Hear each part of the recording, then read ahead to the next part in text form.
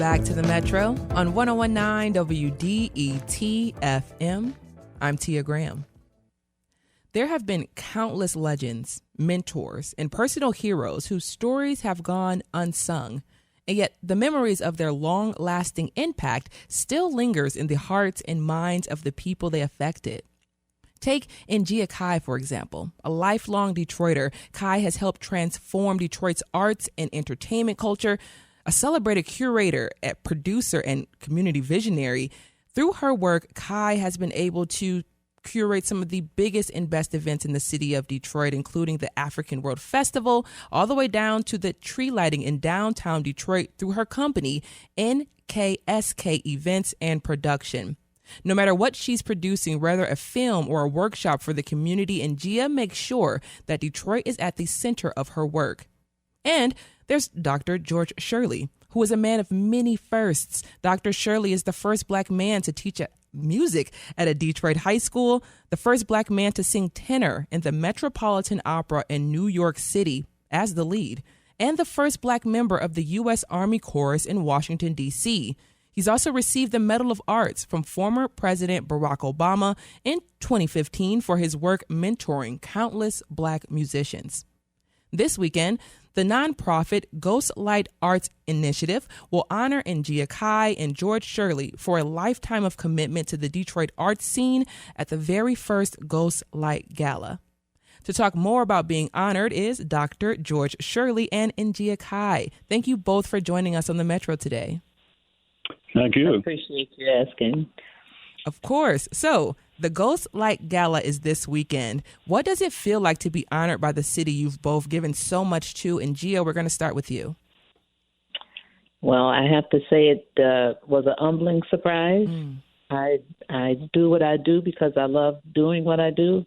And I'm just so grateful that it is of service, that it has been beneficial, and really humbled to be appreciated publicly for this work. And Dr. Shirley, same question. How does it feel to be honored in Detroit, especially by the arts community? Well, same answer that you gave. First of all, I personally don't take credit for things that I've done. I consider it the result of a gift that I was blessed with when I was conceived by the intelligence that creates life, created me.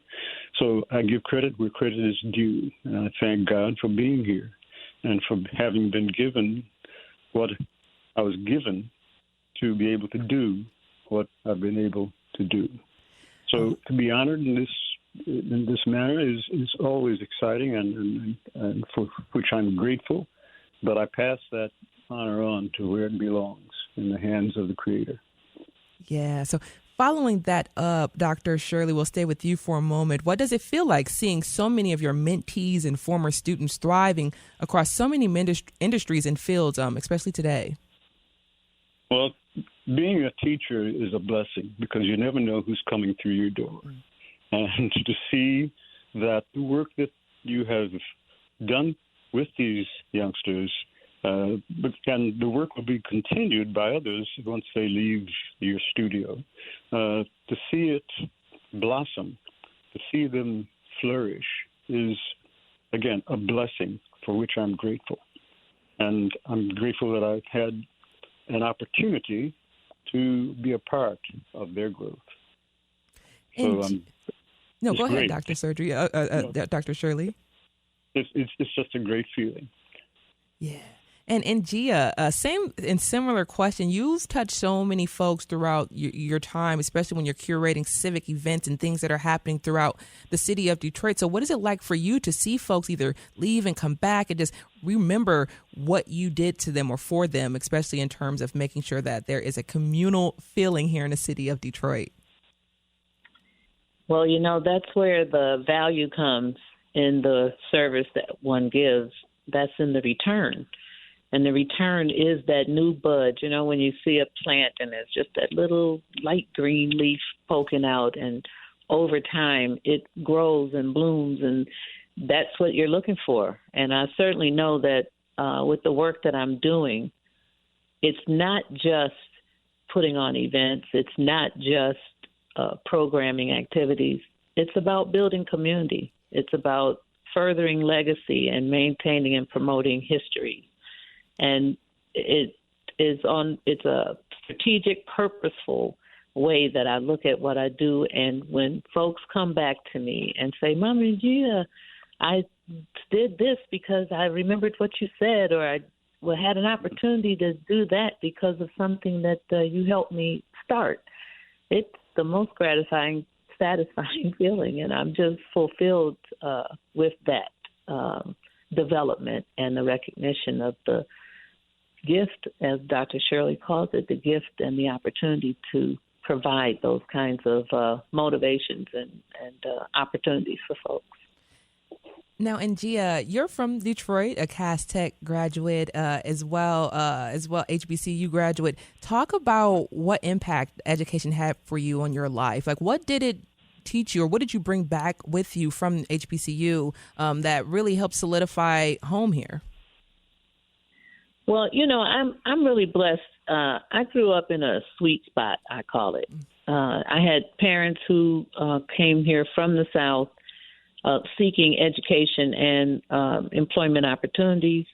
Both of them had some form of education or thought to further their educations here. And we had that kind of home where there were encyclopedias. You all might remember those. There were encyclopedias. There was emphasis on getting the homework done. There was praise and recognition for excelling in school. Both my parents were readers and writers, and so I just was surrounded by that, and they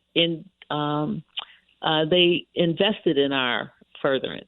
And as a matter of fact, I was telling Dr. Shirley when we met the other day that I reminded him that he and my dad were friends. My dad, after World War II, entered Wayne State University with the opportunities he had from his service, and he and Dr. Shirley actually became acquaintances. Wow. And Dr. Shirley, I love that in bringing you into this conversation, having this educational connection now, knowing you have it with Gia and her father as well. But Dr. Shirley, you also credit your parents and the education that you were able to receive growing up. Can you talk about how education impacted your career path, especially entering into music? Well, it was a principal driver in my life and continues to be. And my mother had, I think, maybe 1 year of college before she and my dad came up to Detroit. She was born in Arkansas. I think she went to shorter college for maybe a year. My dad just had an elementary school education down in Kentucky, but he was blessed with a musical talent. My dad could sit down at the piano, and having heard something, he would figure out the chords and he'd play it. So he was my first accompanist. In Indianapolis, my parents would perform. My mother had a lovely soprano voice, and they would go out on invitation to other churches to perform at teas. My mom would read a poem and sing something. My dad would accompany her, and I joined them when I was 5 years old and started singing things, and my dad accompanied me. So the focus on growth as a human being was strong in my family. I'm an only child. And my parents were my inspiration. They did whatever they could to make sure that their son had a proper education, was being prepared to deal with the world, deal with the American situation, I'll put it that way, and to do so with success. So when we moved to Detroit, I was 6 years old, and my first experience with public schooling was at Old Alger School Elementary in Detroit.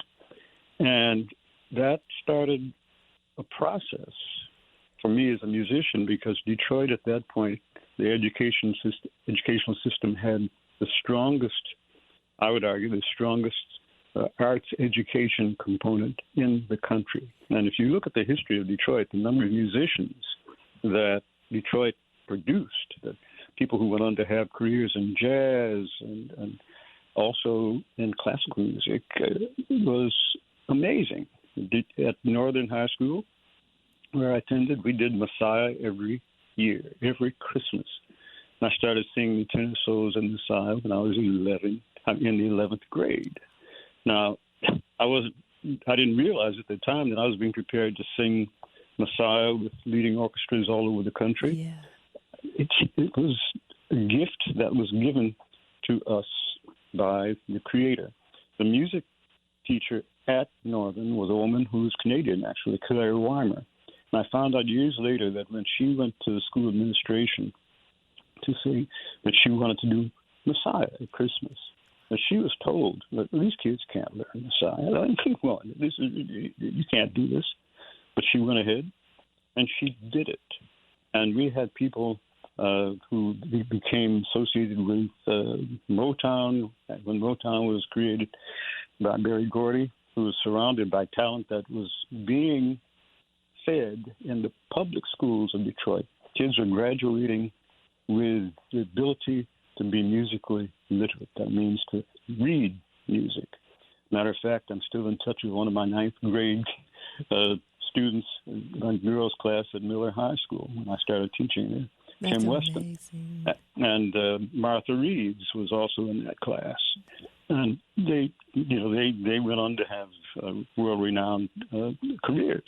And Smokey Robinson was a couple of years behind me, I think, at Northern High School. So I was blessed. I have to go back to that. I was going to say, Dr. Shirley, you were surrounded by, like you said, one of the golden ages of music at that time, as you would walk out of your door and you're surrounded by the people who would be the future of so many industries and avenues within music. That's absolutely right. People today, unfortunately, look at music as sort of a frill. And that has to do with the impact of music. Music is everywhere now. You go into a store, you hear it. You take it for granted. But years ago, centuries ago, in the medieval university, music was considered a science. It was included in the quadrivium of the medieval university. Music is more than just making sounds that might be pleasing or challenging. It's about training the brain, about growing the human brain. And we've forgotten that. We just push music to the side. Well, that's something different. Right now we got to go to the tests and so forth. No, music is a teacher. It's the first language. It is the language we speak when we were pulled from our mother's wombs and slapped on the behind, and we make a sound that is arguably musical. And that sound doesn't have any words, but the parents have to translate that sound. So what is it? What's going on with the child? Is it my stomach is full or empty? My diaper is full. It's a musical sound that is about communicating a message. And so understanding that, then music has to be put back into its place. Detroit was very fortunate. There's a man named Fowler Smith who was, I think, the superintendent of education. He was focused on bringing music, a strong music curriculum, into the Detroit public schools, which he did for years. And that's what produced Motown. That's what produced a woman named Jareen Macklin, who lived on Hague Street where I lived. She, interestingly enough, black woman, was the first person in Detroit to establish, get this, an opera company, the Detroit Negro Opera Company. First one. This was before the opera company we had that was founded by David DeKira. This is a black woman, and they performed. So music belongs to everyone. It's not. Once it's composed by, say, a person from a certain ethnicity, it's no longer just that ethnicity's music. It belongs to everyone. Thank you so much for that. We're going to get right back to that in a moment, but we are going to a quick break. We're speaking with two honorees of Limitless, a Ghost Light Gala, an evening to honor Detroit cultural icons. Our guests right now are Njia Kai and Dr. George Shirley. We will continue our conversation with both honorees after this quick break. You all stay right there. This is The Metro.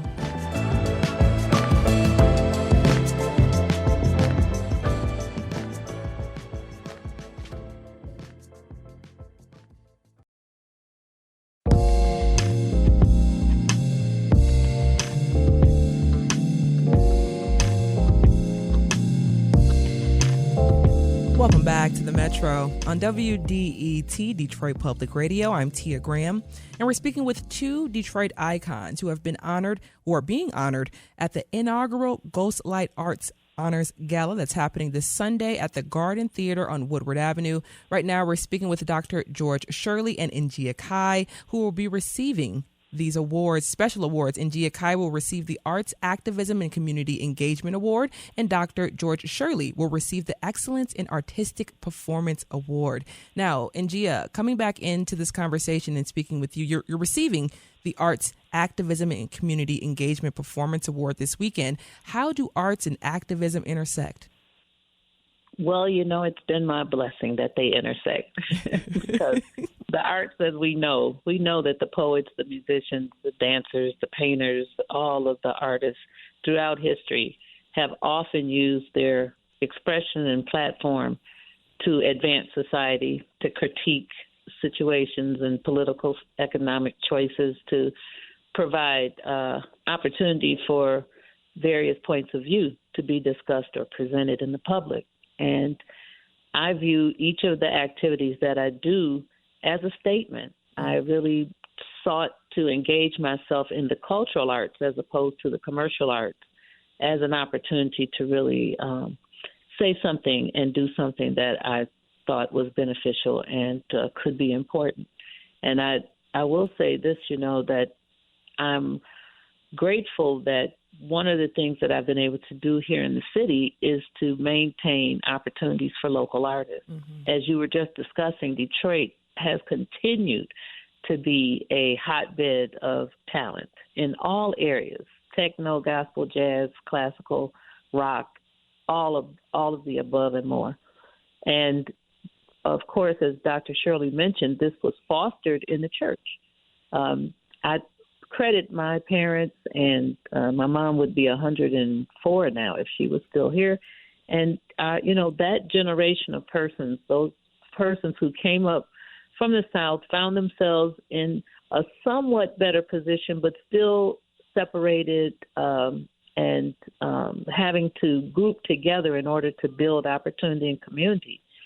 They had the smartness to do that. They created societies, they created churches, they opened schools, and they employed their children in the positions of those spaces in order to help them develop talent and foster opportunities for their adult lives.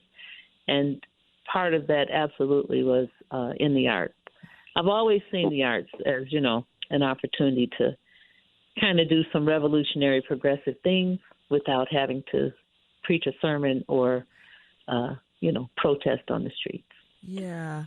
And one thing similar to me is I credit a lot of just like morals and different characteristics from my grandparents who grew up in the South, brought that up with them. And, those morals and characteristics, once again, were taught in church, and they extended that to us, which, still lives on today. So I always credit that. My grandma and, both of my grandparents, and going to church and just having that understanding of that communal feel and helping your neighbor out. That's from church. So I always credit that. So thank you for bringing that into the conversation. But Njia, what's the difference for you in terms of commercial arts versus cultural arts? Because you brought that one up. Well, I think about the way that kind of arts get started. If we can go back, that you're just in community, in family, amongst your friends.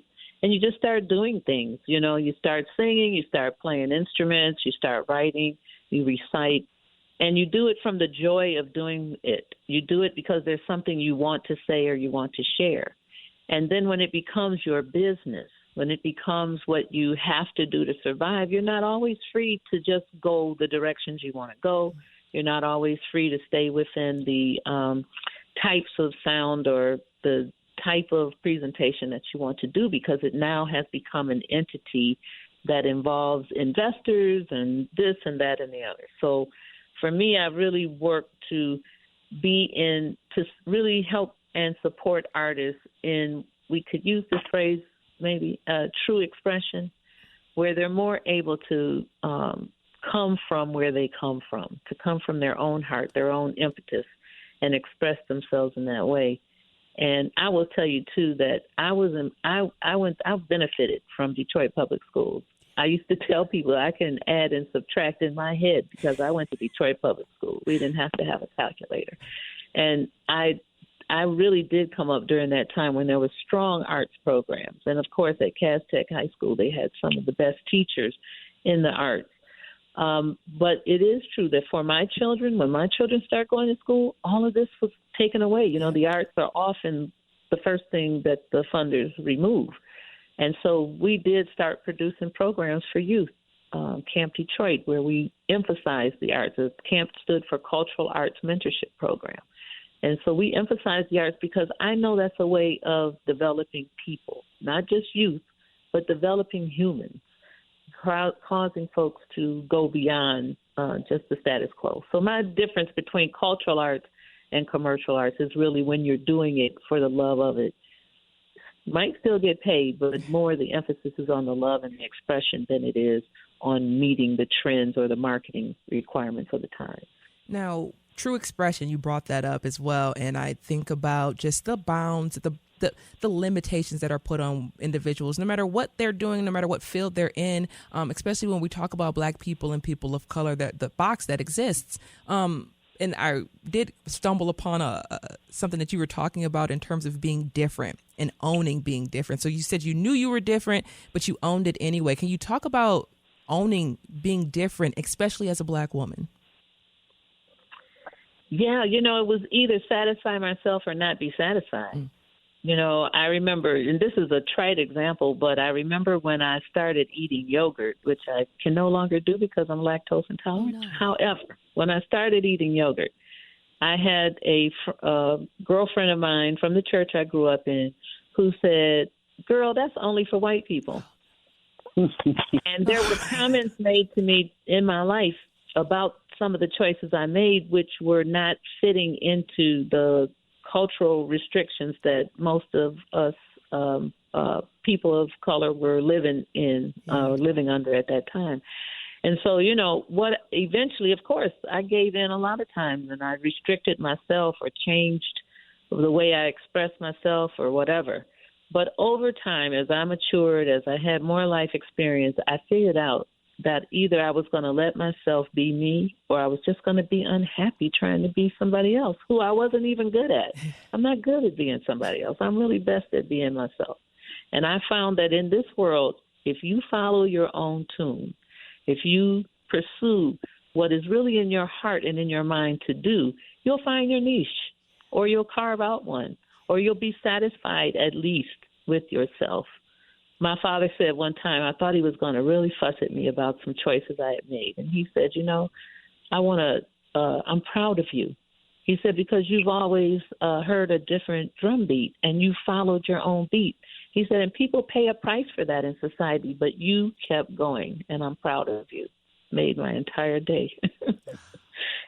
It makes me smile just right now thinking about that interaction you had with your dad and just, being, having that cosign there, just, I'm doing it right. I'm doing the right thing, even if it doesn't feel right, even if it feels uncomfortable, I'm doing it. So even after years of us fussing about my choices. It pays off. It pays off. See, look where we are now. It paid off. You got to be true to you. In the end, it's just you and you.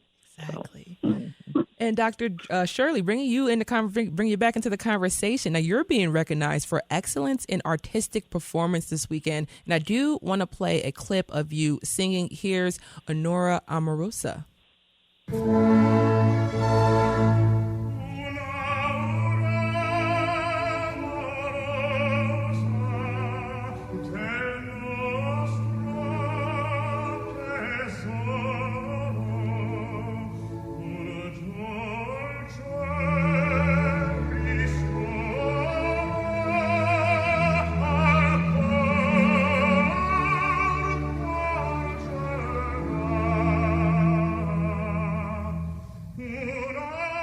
Dr. Shirley, just listening to that, and I'm thinking about just the Artistic Performance Excellence in Artistic Performance Award you'll be winning. How did you develop your stunning vocal ability? How did you start to hone it?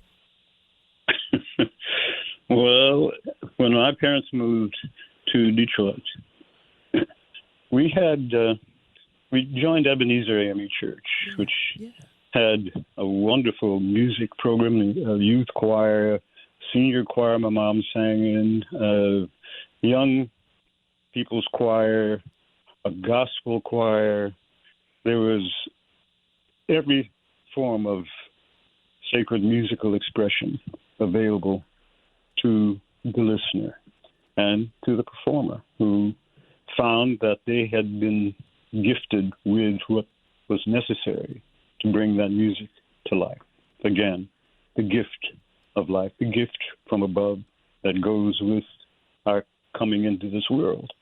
So I was surrounded by music of all kinds. And we had two organists at that church, a woman named Elizabeth Gary, who was the principal organist, and then Alberta Harris, who was the second. Gary was the conductor of the choirs, and Harris was the organist who played for most of the services. And so my parents started the piano lessons with Mrs. Harris, who began to also teach me song literature, spirituals, and on occasion a song written by a European, a sacred song. So I started off being fed musically in a way that I had nothing to do with in terms of making choices. So it was in the script I was given when I was conceived. And it's that script, from my point of view, that I've had no choice but to follow. Yeah. And the script sometimes with some downs as well as ups. So I was blessed. Again, I go back to that, being favored, being blessed. And I had nothing to do with it. It was in the plan. So I, again, found myself in situations where the musical challenges were not just music by black composers and blacks who created those spirituals out in cane breaks without any written music, but just came out of them as an expression of their desire for freedom, an expression of their pain, their joy. And I was born into this. Yeah. And I found myself being drawn more towards what is called classical music than I had been before. And it was a path that I have to accept I was born to follow. And Dr. Shirley, just really quickly, following up with what you're talking about now, just is similar to what Ngia was saying, like, folks may have come to you and said, this is not for you as a man of color, as a black man. Why would you go into a field or a genre of music that isn't for you? So what were some of the things and ways that you were pushing back towards that? And were you setting out to be the first black man to do so-and-so? No, I wasn't. I was setting out to be, but what came into my life. Yeah. I mean, my whole life has been one of discovery. Every day is a discovery. And when I was singing as a child, 5 years of age, I didn't know where this was going to take me. I sang because that's what I was asked to do, and I was able to do it. My parents, in Indianapolis was as segregated as any other city. But my parents, for some reason, entered me in a competition, Block's Children's Hour. Block's was a big department store downtown Indianapolis, and they had set up a children's music, singing competition. And that had been going for a number of years. And my parents entered me in that. And so I sang an old Bing Crosby tune. This is 5 years of age, called There's a Gold Mine in the Sky. I had learned it, and my dad had played for me. So I remember I can visualize standing in the wings of this theater space downtown, watching a little white girl, sing and dance to 1, 2, Buckle My Shoe. And she won first prize. So I did my piece, and there were others who performed. But I won second prize, which was an opportunity to make a recording of my singing this song, my first recording. And I can remember standing in the room where the recording was being made, and I was singing into the microphone, but I was watching the wax peel off of this disc as it was being described. Not realizing that this was a path, the beginning of a path that I was going to be following without knowing where I was going, without having chosen the path. So it's been that way for me. I mean, in high school, as I mentioned, I sang the tenor solos in Messiah, and also my first experience singing the Verdi Requiem, a great piece, was on one of our spring concerts when we did one section of it, the Kyrie, and I was assigned a tenor solo. In high school, my desire to become a teacher of music was strengthened because of my experience with this teacher I mentioned, Claire Weimer. So she arranged for me to meet a woman named Marvel O'Hara, who was the head of the music education department at Wayne University. And I met Miss O'Hara, and so when I graduated from Northern, I was accepted at Wayne University to begin studies for a music education degree. Now, here again, all this was being arranged not by my parents, not by me, but by the Creator who created me. So my studies at Wayne, thank God, were successful. And interestingly enough, my last semester there, Miss O'Hara heard of an opening at Miller High School. The vocal teacher there was leaving for whatever reason. And she went to the Board of Education.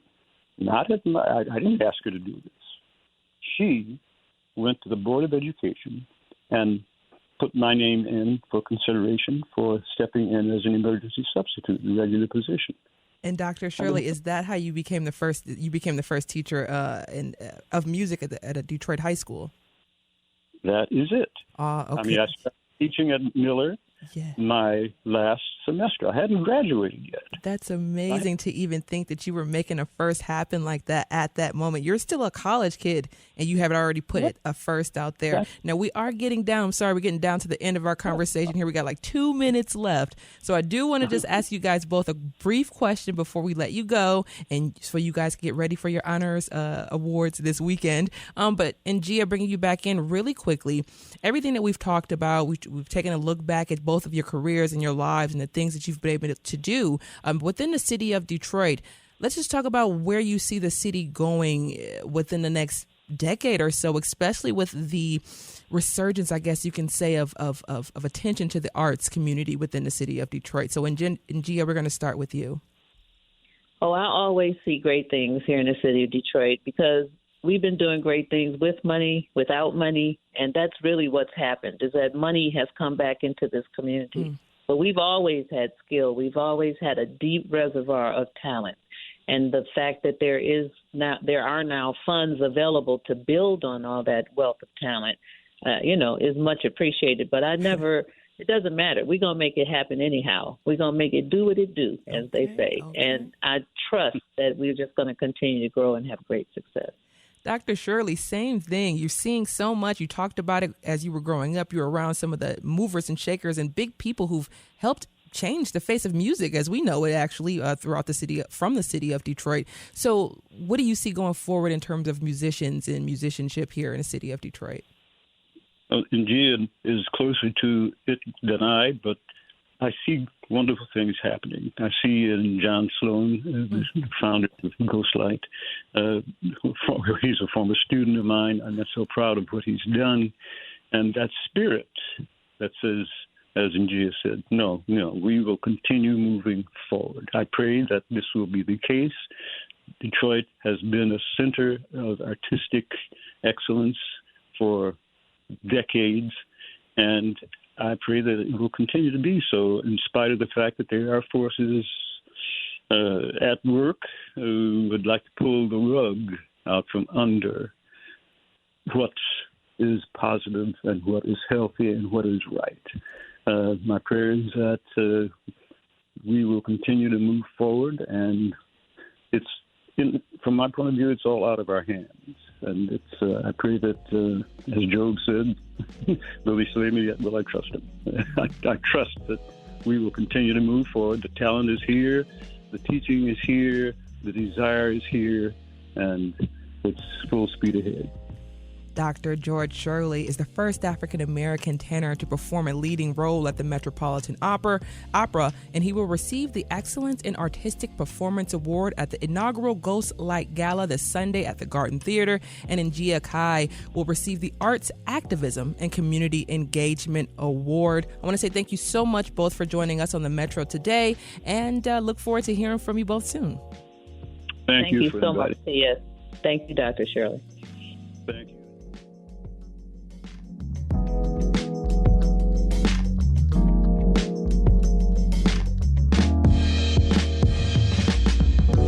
Coming up, the Concert of Colors is setting up shop in Mexican Town. We'll tell you a little bit more about that concert and where you should go to know more. Stay right there. This is the Metro.